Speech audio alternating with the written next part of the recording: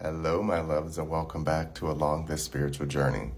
So, I wanted to first say that the human species is naturally a loving species. Yes, we have a temperament and emotions and things that go back and forth, just like any other species on this earth.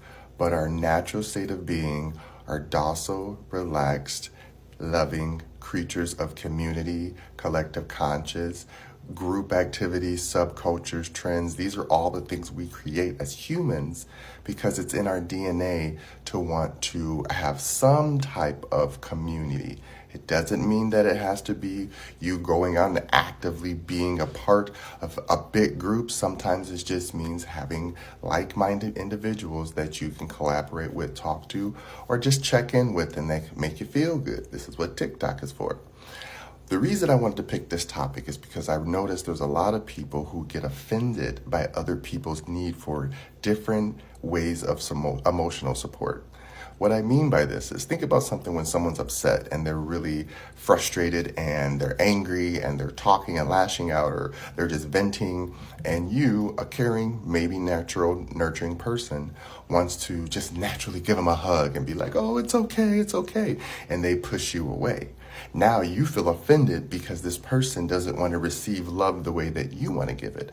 But you have to remember that even within wanting to give and heal and care and nurture and protect, there are boundaries that can be crossed if there's no consent. Remember, there is no healing if there's no consent. You have to agree to it, both reciprocal parties, that we both want to heal in this process together. And if not, then one person should be at least secure enough to hold space and say, that's okay. How this looks is if that same person who you just assumed they needed a hug and you went up and crossed the boundaries of their physical space, this is where you stop the healing process where it needs to be, because this person emotionally, spiritually, intellectually has to feel safe with you again. Versus if someone's frustrated, they're going through something, you take the time to listen, and then you ask them, is it okay if I hug you?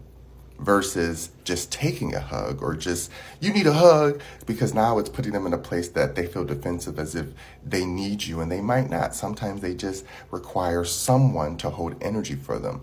Needing someone to hold space is not the same as needing someone, okay? So sometimes, again, if you ask permission, it gives that person the consent to say, you know what?